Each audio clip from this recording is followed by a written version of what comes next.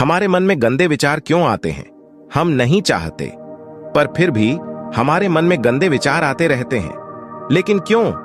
मन ही हमारा सबसे बड़ा दोस्त है और मन ही हमारा सबसे बड़ा शत्रु है। जब हम अपने मन के हिसाब से चलते हैं तो मन हमें भटका देता है, और जब हम मन को संतुलित कर लेते हैं तो हम अपनी जिंदगी में सब कुछ कर लेते हैं। हम हमारे मन में आने वाले गंदे विचारों को रोकने की कोशिश करते हैं, पर जितना हम रोकते हैं उतने ही यह विचार हमारे अंदर प्रवेश करते जाते हैं। आप जिस चीज से जितना दूर भागोगे उतना ही वह चीज आपको अपने पास लेगी। इसीलिए उस चीज से भागो मत, उस पर संतुलन कायम करो। एक बार एक युवक गौतम बुद्ध के पास आया और गौतम बुद्ध से बोला कि हे बुद्ध, मेरे मन में इतने गंदे विचार क्यों आते हैं?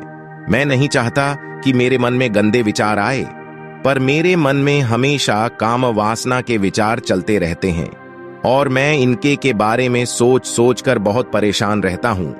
मेरी ऊर्जा और समय यह सब सोचने में ही नष्ट हो जाता है, और इन सब के विचारों की वजह से मैं कभी भी शांत नहीं रह पाता और मैं हमेशा ही स्त्रियों को देखकर मोहित हो जाता हूं, अपने आप को रोक ही नहीं पाता। बुद्ध मुस्कुराए और उन्होंने उस युवक से पूछा, क्या तुम्हें पता है ये काम वासना होती क्या है? फिर लड़के ने उत्तर दिया और कहा, बुद्ध, मैं यह तो नहीं जानता कि काम वासना होती क्या है, पर हां, ये जो भी है बहुत बुरी चीज है। फिर बुद्ध ने उस युवक से कहा कि सबसे पहले तो तुम्हें यह समझना है कि प्राकृतिक रूप से जो भी चीज हमारे अंदर है वह बुरी नहीं है। हमारे जीवन में उसकी कुछ ना कुछ जरूरत है। वासना कोई बुरी बात नहीं है, यह तो हमारे मन की एक भावना है जो हमें किसी ना किसी चीज की कमी का एहसास करवाती है, और फिर हम उस चीज को पाने के लिए उस चीज की तरफ आकर्षित हो जाते हैं।